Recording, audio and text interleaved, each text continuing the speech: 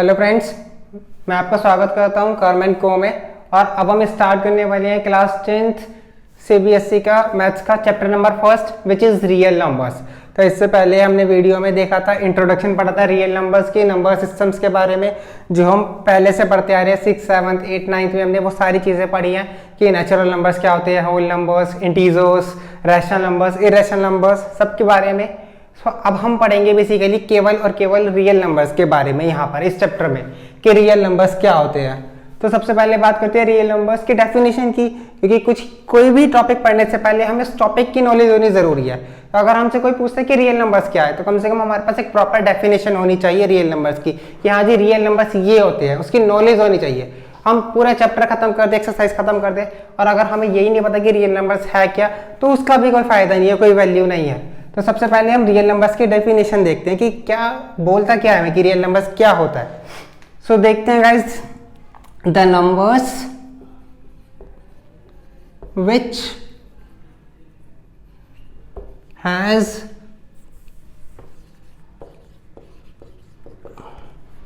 a unique place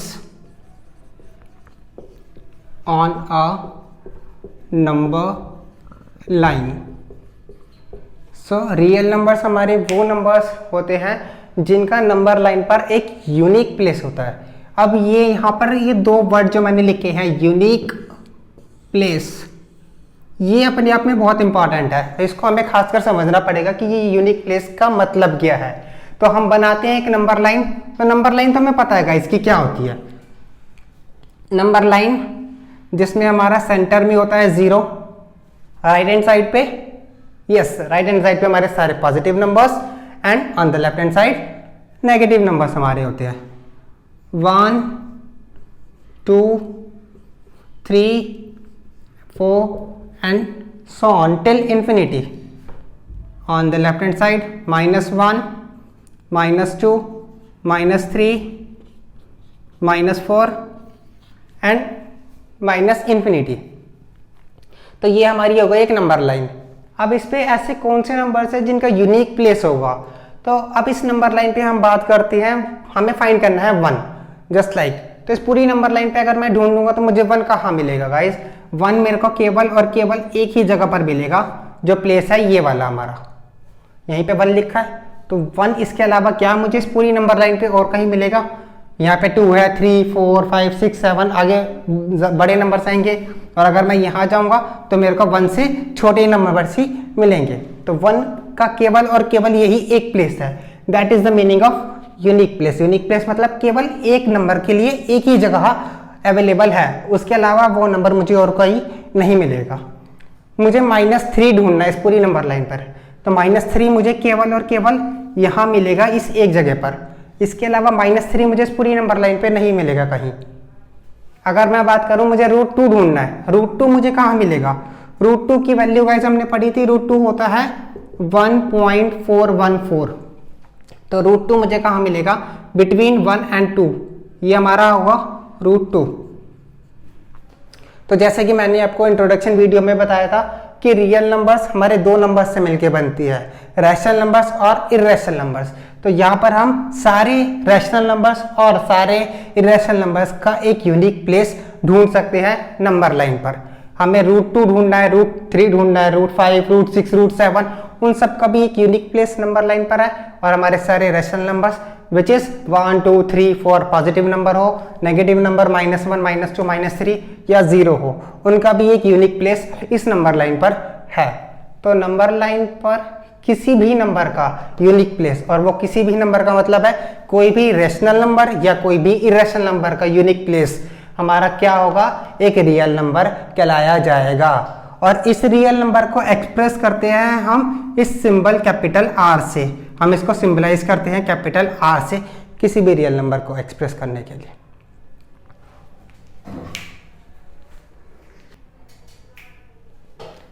so guys, अब हम पढ़ते हैं यूक्लिड्स डिवीजन लेमा।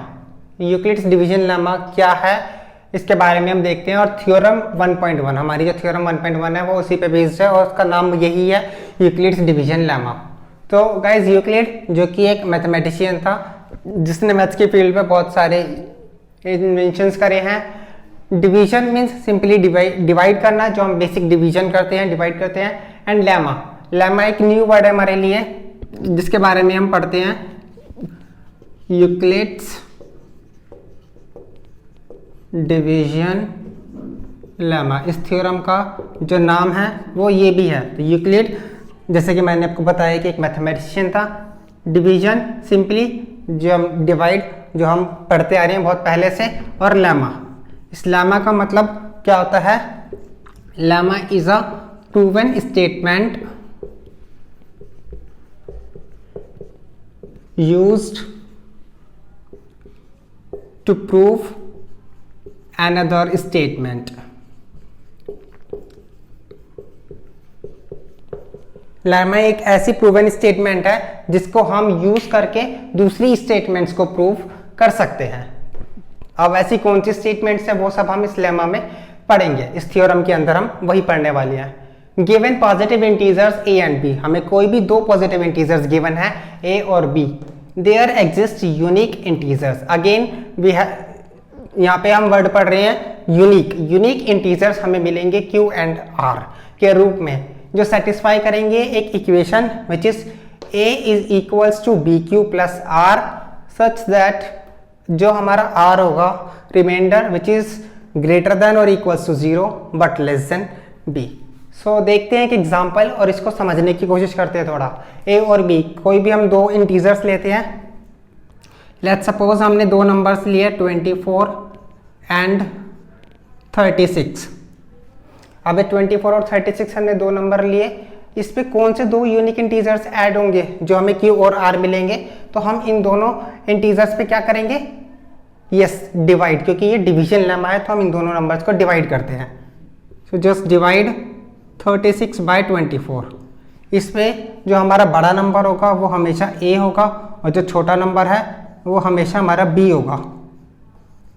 तो ए की वैल्यू कितनी हुई 36, बी की वैल्यू कितनी हुई 24 in this example. Now just divide A by B. तो 24 को हम डिवाइड कर रहे हैं, 24 से डिवाइड कर रहे हैं हम 36 को। 24 वन जा 24, 12 बचा। अब गाइस ये 12 बचा और यहाँ पे 24 है। नाउ सबसे पहले अब बात करते हैं कि हम इसको किस फॉर्म में लिख सकते हैं। 36 को, 36 को हम अब लिख सकते हैं a is equals to B Q plus R. That means b की वैल्यू इज 24 इंटू 1 प्लस 12। ये सिंपल बेसिक डिवाइड है। मेरे पास 36 क्वांटिटीज थी किसी भी चीज़ की, जस्ट लाइक 36 टॉफीज थी। मुझे डिवाइड करना था 24 पर्सन्स में, तो मैंने एक एक टॉफी 24 पर्सन्स को डिवाइड करी एंड द रिमेनिंग 12 जो मेरे पास बच गई। सिंपली इस स्टेटमेंट का क्या मतलब है? आई हैव 36, जस्ट लाइक कोई भी क्वांटिटी टॉफीज जिसको मेरे को 24 पर्सन्स में डिवाइड करना था, तो 24 में मैंने एक एक टॉफी डिवाइड करी और मेरे पास कितनी बची? 12 मेरे पास लेफ्ट हुई। अब फर्दर हम इसमें क्या कर सकते हैं कि ये जो रिमाइंडर था इसको हम बना देंगे डिवाइसर, और जो फर्स्ट स्टेप का डिवाइसर था वो कन्वर्ट हो जाएगा हमारा डिविडेंड के रूप में। और 12 को 24 से फर्दर डिवाइड करेंगे, 12 2 ज़ा 24। Now how can write it this? 24 is the A in second step. अब हमारा डिविडेंड क्या है 24, तो 24 हमारा यहाँ आएगा। 12 मल्टीप्लाई बाय 2, बी की वैल्यू कितनी है 12 मल्टीप्लाई बाय 2 प्लस रिमाइंडर कितना है 0। नाउ 24 कैंडीज जो मेरे को 12 पर्सन्स में डिवाइड करनी थी, 2 candies for each person and I have left with 0। मेरे पास 0 बचा। तो हमने दो नंबर्स को किस फॉर्म में लिखा? इस फॉर्म में, a is equals to B Q plus R which is 36 equals to 24 into 1 plus 12। Further मैंने इस 12 को क्या बनाया? डिवाइसर, और ये जो 24 था उसको बनाया डिविडेंड, और हमने इसको डिवाइड किया। 12 2 ज़ा 24 and we got this result. अब इस रिजल्ट को हम कहाँ यूज करें? ये रिजल्ट हमने निकाल दिया, बट इसका यूज क्या है? तो इस यूक्लिड डिवीजन लेमा से अब हम कैलकुलेट करेंगे HCF। अब HCF क्या होता है गाइस, समझते हैं कि HCF क्या है और हम इस यूक्लिड डिवीजन लेमा को कैसे यूज करके HCF फाइंड आउट कर सकते हैं। सो गाइस अब हम देखते हैं हमें क्या निकालना है, HCF ऑफ 240 एंड 35। हमें 240 और 35 का HCF फाइंड आउट करना है using Euclid's division lemma. Euclid's division lemma के बेसिस पर इसको यूज करते हुए तो सबसे पहले हम समझ लेते हैं एक बार HCF क्या होता है। हमने पहले भी पढ़ा है HCF, 5th class 6th class 7th class से हम HCF पढ़ते आ रहे हैं। HCF is highest common factor. HCF की फुल फॉर्म होती है हाईएस्ट कॉमन फैक्टर और इसका एक और नाम है, क्या हमें पता है वो नाम का? इस HCF को हम एक और नाम से भी जानते हैं, the name is yes GCD। And what is the full form of this GCD? Greatest common divisor. सुना होगा आप लोगों ने कि GCD ग्रेटेस्ट कॉमन डिवाइसर, या हम HCF अगर कहते हैं, ये हम कैसे फाइंड आउट कर सकते हैं इस यूक्लिड्स डिवीजन लेमा को यूज करते हुए। तो इसकी एक एल्गोरिथम है। What is algorithm? एल्गोरिथम केवल कुछ स्टेप्स होते हैं, स्टेप वाइज किसी चीज को डिटेल में पढ़ना। तो द स्टेप्स जो गिवन होती हैं किसी भी लेमा को प्रूव करने के लिए वो होती है एल्गोरिथम। अब हम यूक्लिड्स डिवीजन एल्गोरिथम यूज करेंगे, लेमा यूज करेंगे और HCF निकालेंगे। तो सबसे पहले मैं आपको बताता हूँ इसके स्टेप्स कि इसको कैसे कैसे हम यूज कर सकते हैं guys. So the first step is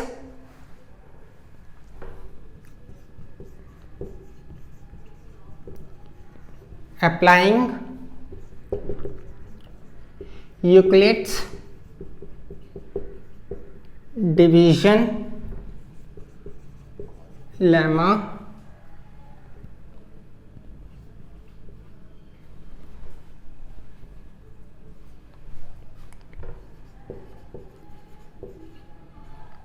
for the numbers A and B, जिससे हमें क्या रिजल्ट मिलता है, A is equals to BQ plus R such that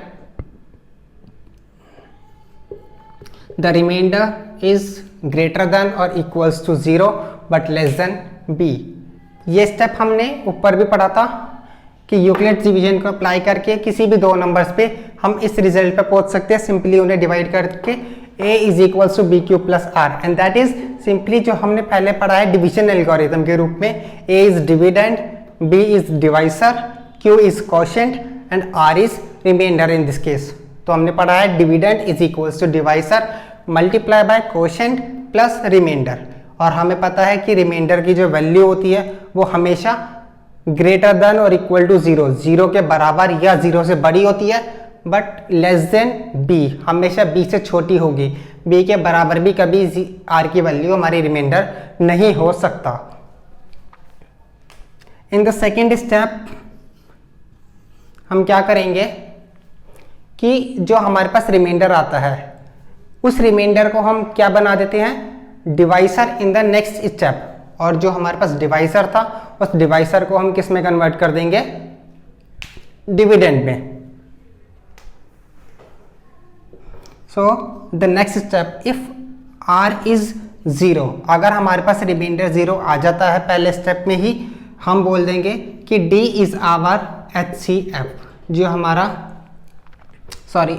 B is our HCF, जो हमारा डिवाइसर होगा वही हमारा HCF होगा, इन केस हमारे पास रिमाइंडर 0 मिल जाता है तब।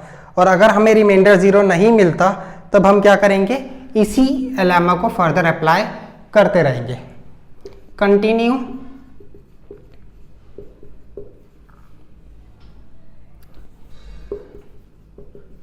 दिस प्रोसेस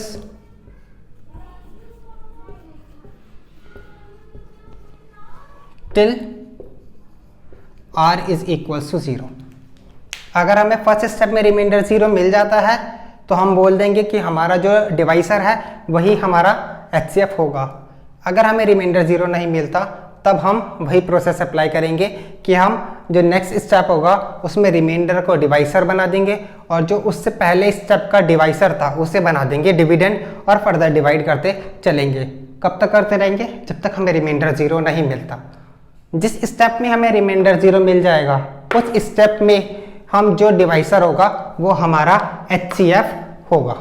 तो अब हम इस क्वेश्चन को सॉल्व करते हैं using Euclid's division lemma.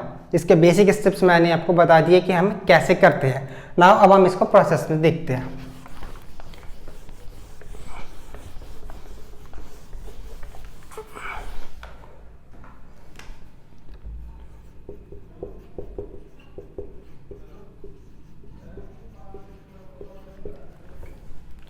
So guys, सबसे पहले मैंने आपको बताया था बड़ा नंबर हमारा a होगा और छोटा नंबर हमारा b होगा। तो a is equals to 240, b is equals to 35। Let's divide these numbers. तो हमेशा डिविडेंड अंदर आएगा विच इज a 240, डिवाइसर हमारा बाहर आएगा 35। 35 डिवाइड करते हैं 240 से, 35 6 210, दिस बिकम्स 30। सो गाइज मैंने 240 को 35 से डिवाइड किया, 35 6 टाइम्स, 210 माइनस किया 30, रिमाइंडर 0 मिला मुझे? नहीं मिला।